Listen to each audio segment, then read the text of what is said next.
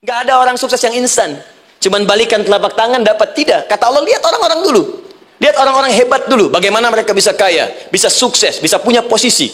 Masat umul ba'sa, petakan olehmu. Kadang sudah mulai, masukkan tender, tiba-tiba gagal, diserobot orang. Kadang-kadang orang yang dapat, Anda yang ngajukan, itu biasa. Anda berlanjut, diterangkan oleh Allah, hei, tugas suami saat mulai pertama kali menikah, maka tugas yang pertama, siapkan untuk mencari nafkah.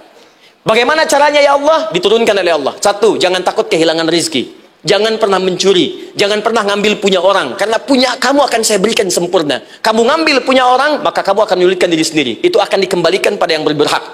Ya, turun Quran surah ke-51 ayat 22. Dirinci, begini cara nyarinya. Quran surah kedua ayat 168. Kalau Anda ingin cepat baru bergerak, rizkinya sudah dapat. Quran surah kedua ayat 172. Ada yang dahsyat, dia belum keluar, rizkinya yang mendatangi dia. Jadi nanti di Al-Quran ada 8 jenis rizki. Di antara yang paling hebat, ada yang belum Anda datang, rizkinya sudah menjemput.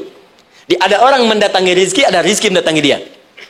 Contoh, Al-Imam Asy-Syafi'i sedang berdiskusi dengan Imam Malik, gurunya.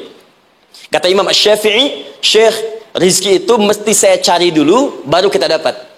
Kata gurunya, ya Syafi'i, ada rizki yang cukup kita beramal dekat kepada Allah, dia akan datang tanpa kita cari dengan ikhtiar manusia. Kata Syafi'i, mustahil. Kata Quran kan kita kerja dulu, baru datang. Kata Imam Malik, gurunya, kamu yang belum sampai. Kita amalkan ini, rizki datang. Maka berhenti sampai di situ, Imam Syafi'i pamit. Di jalan tiba-tiba, beliau mendapati ada panen anggur, Pak, Bu. Terus dipanggil sama yang punya kebun. Ya, pemuda, katanya, sini. Mau bantu nggak? Kalau kamu bantu, kami berikan anggurnya. Maka beliau bantu, panen, petik. Sampai setelah selesai diberikan anggur yang besar-besar, hanum. Senyum, senang beliau. Ternyata senangnya bukan karena dapat anggur. Senangnya karena merasa pendapatnya benar. Kalau saya nggak bantu panen ini, nggak akan dapat saya anggur. Cuma karena saya bantu, saya diberi ini. Maka rasa senangnya inilah dibawa kemudian kepada gurunya, ingin laporan. Tapi perhatikan adabnya. Dia tidak mengatakan, guru, nih saya benar. Kalau saya nggak ikut panen, nggak dapat saya ini. Perhatikan kalimat Asy-Syafi'i. Guru, tadi saya di jalan, dipanggil oleh pemilik kebun, ikut panen anggur. Begitu saya bantu, saya diberikan anggur ini. Beliau tekankan dengan kalimat yang kencang pada kalimat, begitu saya bantu, saya dapat anggur ini. Imam Malik tersenyum mengatakan, Masya Allah Syafi'i, luar biasa. Ini siang begitu panasnya, tadi saya mau keluar ngajar, terfikir di benak saya, Allah, kalau ada anggur yang besar-besar, enak rasanya. Tiba-tiba kamu datang bawa anggur. Di Imam Syafi'i kerja dapat sesuatu, Imam Malik terfikir sesuatu, datang rezeki. Itu ada di Quran surah ke-7, teman-teman, ayat ke-96, paling kanan sebelah atas di mushafnya. Baik, teruskan dulu. Ya, Anda dalam mencari kerja, ingat, kalau Allah yang sampaikan pasti terjadi. Jangan dikira mudah. Kata Allah akan ada persaingan, akan ada kadang-kadang singgungan, akan ada tantangan, maka mulai petakan tantangan apa yang akan Anda lalui saat Anda mulai mencari nafkah itu. Maka turun Quran surah kedua ayat 214, paling kanan sebelah bawah. Am hasibtum an tadkhulul jannata. Hei, apa kamu mudah begitu saja mengira akan sukses dalam pekerjaanmu? Bahkan bisa diartikan surga, ingin masuk surga. Walamma ya'tikum mathalul ladzina khalau min qablikum. Sebelum engkau diuji seperti orang sukses dulu pernah sukses. Lihat mereka. Nggak ada orang sukses yang instan. Cuman balikan telapak tangan dapat, tidak. Kata Allah, lihat orang-orang dulu. Lihat orang-orang hebat dulu. Bagaimana mereka bisa kaya, bisa sukses, bisa punya posisi. Masat umul ba'sa, petakan olehmu tantangan apa yang akan dihadapi saat engkau bekerja itu. Satu, kata Allah, ba'sun, ada yang ringan. Ya, ba's. Ba'sa, jama' dari kata ba'sun. Dua, dara'. Dia sudah menengah, jama' dari kata durun. Tiga, zilzal. Ini yang paling tinggi puncaknya. Jadi kalau Anda sudah mendapatkan ini, yakinlah, berarti Anda akan mendapatkan posisi yang tinggi. Karena mustahil orang besar diuji dengan ujian yang kecil. Zilzal, ini bagian ketiga. Ba'sa, ba'sun, mulai. Kira-kira tantangan-tantangan ringan apa saja yang akan Anda hadapi? Ya, kalau saya contohkan misalnya dengan contoh yang lain singkat, Anda mau ke masjid, ingin konsisten, mulai hijrah, ingin dekat dengan Allah, tiba-tiba yang tadinya nggak mau ke masjid, mulai ke masjid, diuji dengan hujan. Hujan kecil, rintik-rintik, shower. Begitu hujan, orang Arab mengatakan kalau hujannya bisa lewat tanpa payung pun, orang Arab mengatakan la ba'sa. La ba'sa ini ringan. Orang kita sambungin, labas. Dari bahasa Arab, lewat. Jadi kalau Anda mau berangkat nih, siap bekerja, siap hadapi tantangan. Baru mau lewat hujan kecil, berarti itu tantangan kecil kita lewati. Macet, petakan, cari jalan yang kemudian sempurna, jalan yang kosong, buka Google-nya, buka Waze-nya, buka map-nya, cari. Jadi kalau pada yang kecil aja belum kita lewati, bagaimana mendapatkan yang besar?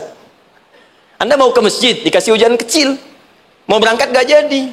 Papa, kenapa gak jadi? Hujan mah, kan ada payung, takut riak. Setelah itu darwa, maaf, tantangan fisik. Kadang-kadang mulai ke fisik, mulai mengganggu. Ya, maaf, dirincikan kemudian oleh Al-Quran. Turun Quran surah ke-21, ayat 87 sampai 88, kisah Nabi Yunus alaihissalam. Yunus beraktivitas, bekerja, bukan berarti nggak ada tantangan. Kadang-kadang dibawa, kadang-kadang diusir, kadang-kadang Anda dapat misalnya proyek, kadang-kadang sudah mulai masukkan tender, tiba-tiba gagal, diserobot orang, kadang-kadang orang yang dapat, Anda yang ngajukan, itu biasa. Kata Allah itu biasa, bukan cuma Anda, yang lain pun ada. Bukankah Allah ajarkan kisah Sayyidah Hajar alaihissalam dengan Ismail? Bukankah bolak-balik naik Safa Marwah, kadang di atas, kadang di bawah, kadang lihat peluang sampai Marwah ternyata bukan air. Terkadang Anda yang bekerja, tim yang lain yang mendapatkan karena kerja keras Anda, bisa jadi terjadi. Bukankah yang kerja keras Hajar yang dapat Ismail? Mungkin Anda yang konsep, yang dapat minyaknya orang lain. Mungkin Anda yang kerjakan, yang suksesnya teman Anda, nggak ada masalah. Dan itu kemudian akan bermanfaat bagi Anda. Tidak mungkin setiap keringat yang keluar dari diri kita mustahil, kecuali akan melahirkan manfaat yang kembali pada diri kita. Tantangan. Tapi yang paling dahsyat, ini yang nggak ditemukan di sebagian referensi yang kita baca. Ketika Allah menjelaskan semua tahapan-tahapan tantangan ini sampai ke puncaknya zilzal. Zilzal itu kalau bahasa sekarang gempa. Ada ujian yang menggoncang hati kita. Ketika Anda kerjakan, ya Allah, tantangannya dahsyat. Kenapa mesti saya, ya Allah? Kau nggak selesai-selesai, ya Allah. Itu wajar, teman-teman, itu biasa. Kata Allah, orang dulu saja mengatakan, mata nasrullah, kapan ini selesai? Berbahagialah kalau teman-teman sudah mendapatkan tantangan puncak yang paling tinggi ini. Ini artinya Allah sedang mempersiapkan Anda menjadi orang besar di kemudian hari. Dan cara mengatasinya diturunkan Quran surah ketiga ayat 142, paling kiri sebelah atas. Perhatikan dahsyatnya. Yang pertama diterangkan tantangannya, yang kedua dijelaskan cara mengatasinya. Saya mau berhenti sampai di titik ini, nanti saya terangkan cara berinteraksi dengan Al-Quran. Ya, perhatikan baik-baik. Kata Allah, jika kelak engkau sudah bisa memetakan tantangan ini, maka siapkan solusi untuk mengatasinya. Ayatnya dibuka dengan kalimat yang sama persis. Saya pernah sampaikan teori ini di dua perusahaan besar di Indonesia. Yang pertama, ada satu perusahaan, karena ini direkam saya nggak sebutkan perusahaannya, perusahaan otomotif besar, sedang turun gratis, kemudian juga ada inflasi yang tinggi. Terus saya terangkan teori Quran. Dia praktekkan berhasil, Pak. Padahal saat itu saya presentasi di depan non-muslim. Non-muslim. Sales-sales se-Indonesia dikumpulkan, saya bedah tentang ini. Dan mereka berhasil. Sampai sekarang naik lagi. Yang kedua sama, ini direkturnya juga non-muslim. Tapi nggak apa-apa, kita diskusi. Dan mau mendengar teori ini. Dan praktekkan, naik. Ya, dulu di satu perusahaan minyak juga, sedang turun, karyawan semua dikumpulkan, lalu kita bahas tentang ini, kita terangkan. Yang ini yang paling menarik dari Al-Quran. Kalimatnya sama persis. Quran surah ketiga, ayat 142. Am hasibtum an tadkhulul jannata. Apa Anda duga akan begitu mudah mendapatkan kesuksesan dalam hidup? Tolong fokus baik-baik. Jangan selalu mengartikan jannah dengan surga.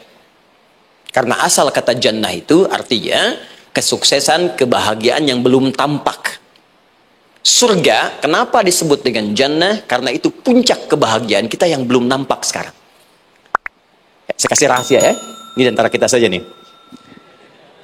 Kalau ada kata jim dengan nun di depannya, itu pasti tidak nampak. Tersembunyi. Apapun tambahannya. Ya, misal, jin kenapa disebut dengan jin? Karena memang ketika diciptakan, dia tidak tampak. Tersembunyi. Lawannya ins. Karena itu kita disebut ins. Karena saat lahir kita tampak.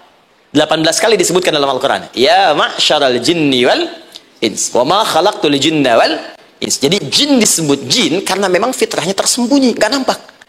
Jadi kalau ada jin melakukan penampakan, itu jin sedang kena masalah. Sedang keluar dari fitrah. Sama dengan manusia, harusnya tampak. Jadi kalau ada manusia yang senang sembunyi-sembunyi, dia sama dengan, bukan saya yang bilang, sedang punya masalah. Ke kantor, sembunyi-sembunyi, hati-hati Pak Alfian tuh. Biasa ada pintu depan, masuk pintu belakang. Suami di rumah, buka WA, sembunyi-sembunyi, Bu hati-hati tuh. Pulang lewat pintu belakang, berarti sedang punya persoalan dalam hidup. Setiap ada jim dengan nun, pasti tersembunyi.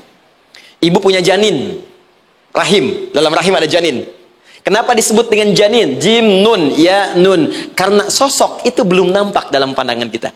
Nanti kalau sudah lahir, baru tampak. Jannah, kenapa disebut jannah? Karena belum tampak dalam pandangan kita. Nanti kelihatan. Karena itu dalam Al-Quran, kata jannah itu tidak dikhususkan dengan surga. Tidak dikhususkan dengan surga. Kadang-kadang menunjuk aspek kesuksesan yang belum tampak. Anda mau ngomor minyak, minyaknya belum tampak. Belum kelihatan. Anda mau kerja, ya hasilnya kan belum tampak, baru ikhtiar sekarang. Karena itu orang Arab disebut kaya kalau mereka mendapatkan kebun yang tak tampak sebelumnya. Kebun anggur, bukan kurma, kalau kurma banyak. Kebun anggur, ada apel, ada jeruk, sampingnya ada sungai-sungai, disebut dengan jannah. Ya, kalau punya unta, nggak kaya di Arab, biasa. Karena yang kelihatan padang pasir, unta, hitam, merah, biasa. Tapi kalau sudah punya kebun anggur, yang sulit di padang pasir ada kebun, itu baru disebut kaya. Karena itu orang Arab kadang mengartikan jannah dengan aspek kesuksesan yang belum tampak. Diartikan dengan kebun anggur, kebun apel, dan macam-macamnya. Perhatikan, am hasibtum an tadkhulul jannah. Apa Anda duga ingin sukses itu begitu mudah? Sukses jadi tidak. Walamma ya'lamillahu alladhina jahadu minkum wa ya'lamas sabirin. Perhatikan baik-baik. Sebelum Allah memastikan pada diri Anda terdapat dua hal yang paling utama untuk mengatasi tantangan tadi. Satu, jahadu. Kesungguhan. Serius. Jadi kalau mau sukses, mesti serius. Kerja serius. Cintai pekerjaan Anda. Ya, belajar anak-anak serius. Pastikan belajar dengan serius. Jangan cuma anak-anak duduk paling belakang, nggak pernah nanya, kadang ngantuk, pulang. Ujian, besoknya mau ujian, baru belajar.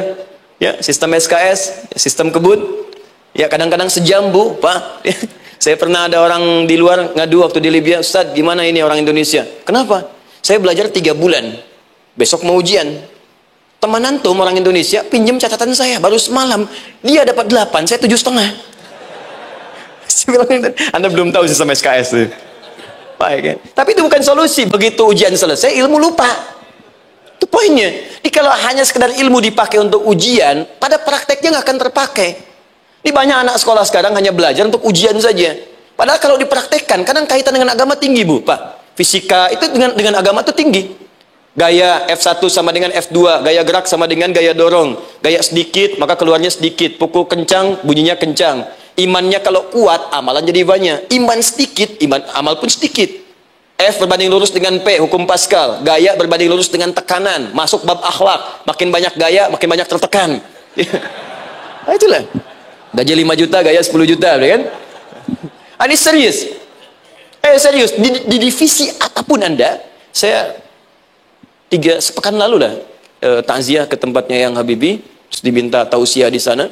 Dan saya perhatikan beliau termasuk yang paling serius ketika diberikan tugas apapun. Gak pernah diberikan amanah kecuali mencintai pekerjaan itu. Yang Habibie demikian. Ciri orang sukses itu serius. Tapi keseriusan itu, kata Allah petakan jadi 3 bagian lagi. Karena jahadu itu punya 3 turunan kata. Satu, keseriusan merencanakan, disebut ijtihad namanya. Punya rencana. Mappingnya apa? Stepnya apa? Oke, Anda ingin kerjakan sebuah proyek, baik, proyeknya berlangsung berapa lama? Target kita apa? Jangka panjangnya, menengahnya, jangka pendeknya.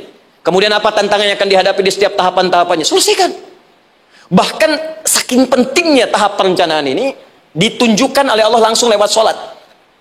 Teman-teman masih ingat sholat pertama yang kita kerjakan setiap hari, sholat apa namanya? Subuh. Apa artinya subuh? Tuh, ini masalahnya. Ini kata Al-Quran sendiri ya, kata Al-Quran sendiri. Nanti akan ditemukan orang yang ibadah tidak paham apa yang dikerjakan dan dilakukan dalam ibadahnya. Contoh sholat. Kata Allah akan ada orang sholat yang saat sholat tidak mengerti apa yang ia baca dan dia lakukan dalam sholatnya. Jujur tanyakan pada diri kita. Sampai detik ini, dari sekian ribuan kali ruku dan sujud, berapa persen bacaan sholat yang kita pahami? Jangan-jangan kita ruku tapi nggak ngerti yang dibaca. Sujud tak paham yang diungkapkan. Bagaimana bisa khusyuk? Mustahil. Kembali ke sini. Kenapa sholat pertama itu disebut dengan subuh? Teman-teman, ternyata semua nama sholat dari subuh sampai isya, plus bacaan dan gerakan dari takbir sampai salam, itu bukan sekedar gerakan semata. Semua ada artinya, ada maknanya. Dan diajarkan oleh Nabi langsung. Subuh disebut dengan subuh. Ada dua kata. Satu, fajar. Quran surah ke-17 ayat 78. Inna Qur'an al-fajri kana mashhuda. Kedua, subuh di surat At-Takbir. Was-subhi idza tanaffas. Kenapa disebut fajar? Fajar itu pancaran positif, pancaran kebaikan. Jadi kalau yang baik disebut fajar. Kalau yang jelek disebut fujur.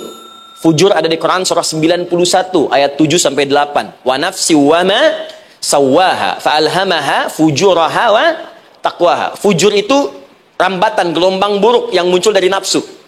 Ya, ditembuskan ke elemen tubuh kita. Misal gini. Tiba-tiba pengen marah. Ya, di tubuh kita mengatakan melotot, maka ini ada pancaran di hati kita nyambung kemudian ke mata. Ini rambatan dari sini ke mata disebut fujur namanya. Mau ke tangan pukul, masuk ke tangan. Itu rambatannya disebut fujur namanya. Ya. Yang baiknya disebut fajar. Ya, misal saya ingin sholat, tiba-tiba hati mengatakan sudah azan, merambat ke kaki, cepat melangkah. Cepat wudhu. Nah, itu rambatannya disebut fajar namanya. Atau infajar. Ini pasti ada, ya. Fujur nama lainnya nafsu. Disebutkan 115 kali dalam Al-Quran. Takwa, rambatan fajar, sumbernya takwa. Disebutkan 115 kali dalam Al-Quran. Di jiwa kita ada takwa, ada nafsu. Takwa yang dorong malaikat, disebutkan 88 kali dalam Al-Quran. Nafsu yang dorong setan, disebutkan sama 88 kali. Di setiap Anda akan mengerjakan satu hal, pasti akan yang mendorong pada yang baik, akan mencegah dari yang baik itu nafsu. Pasti itu. Pak Alpian mau tanda tangan proyek. Tiba-tiba disodorkan, Pak, ini Pak, kok begini proyeknya? Perbaiki, karena ada yang nggak beres. Tapi fee-nya lumayan Pak, 1 miliar. Nggak bisa, jiwa takwa mengatakan jangan terima Pak. Bapak mengatakan maaf, ini jari tahiyat, gak akan pernah dipakai maksiat, perbaiki, datang lagi. Ini Pak, kok sama? Fee-nya diperbaiki Pak, 100 miliar. Nafsunya mulai berkata, terima. Takwanya bilang, jangan. Hanya beliau katakan, tangan tahiyat gak akan pernah dipakai maksiat. Tapi tunggu, saya istiqoroh dulu.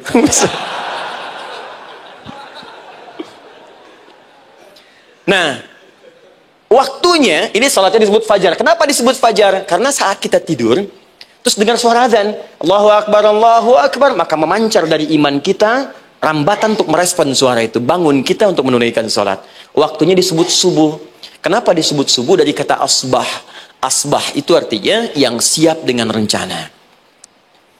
Ya, orang Islam tuh nggak ada yang bangun dari tidurnya kecuali punya rencana jelas yang akan dieksekusi di hari itu. Makanya sebelum kita bekerja mengeksekusi itu, kita datang menghadap Allah supaya Allah berikan kemudahan di setiap aktivitas kita. Coba lihat manajemen Nabi. Bukankah sebelum tidur beliau istighfar dulu? Dirinci pekerjaannya, dicatat yang akan dikerjakan besok, istighfar 70 kali, 100 kali, sehingga dengan istighfar saat tidurnya tenang. Coba kita biasakan. Ada yang baca Quran, ada yang istighfar. Kalau nggak percaya silahkan cek. Begitu Anda lakukan, tidurnya enak. Besoknya rencana itu sudah siap. Makanya ketika bangun, siap jam 7 mau kemana, jam 8 ada di mana, jam 12 kerjakan apa. Sebelum mengerjakan itu, datang kepada Allah, sujud, ya Allah, saya punya rencana ini, tolong mudahkan. Begitu caranya. Itu yang disebut dengan subuh. Sekarang kembalikan peta hidup kita mau seperti apa ke depan. Ijtihad. Yang kedua, kalau sudah jelas konsepnya, visinya sudah ada, maka jihad. Yang kedua, jihad. Jihad itu eksekusinya, aksinya, actionnya, perjuangan fisiknya. Rencananya apa? Tahajud malam nanti. Bismillah. Jam berapa? 2:30. Baik, yuk kita mulai rencanakan. Eksekusi rencananya. Bagaimana cara kita bangun 2:30? Pasang alarm. Jam berapa alarm dipasang? 3 kali. Pertama 1:30, kedua 2 kurang 1/4, ketiga jam 2 lewat 1/4. Baik.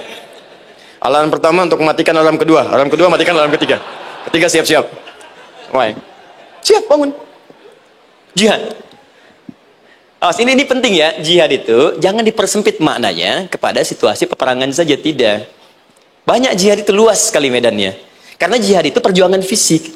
Dan maaf sekali, dalam konteks perang pun bukan menyerang orang. Tapi membela diri saat diserang.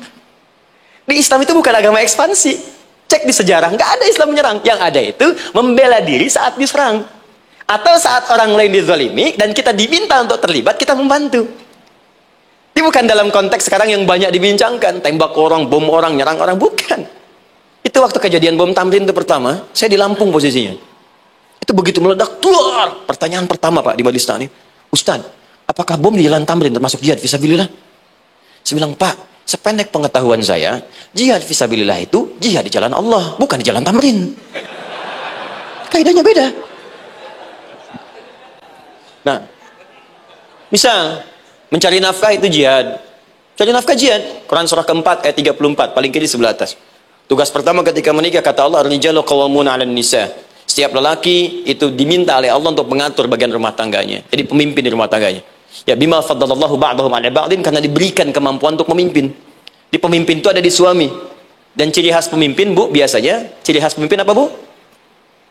Bukan tegas, bukan. Ciri khas pemimpin itu tidak mau dipimpin.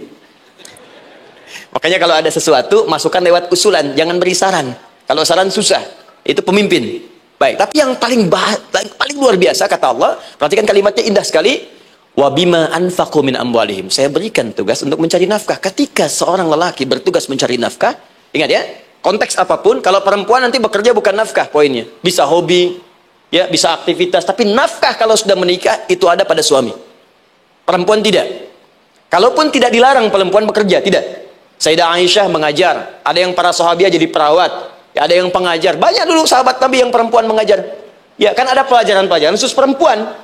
Ya, ada bagian perawat, ada dokter. Ini kan yang ngandung perempuan, masa yang periksa laki-laki? Ya, ada bagian perempuan tertentu. Silahkan bekerja, boleh. Tapi nafkah laki-laki. Begitu lelaki meniatkan pekerjaannya karena Allah untuk mencari nafkah, itu setiap langkahnya jihad fisabilillah.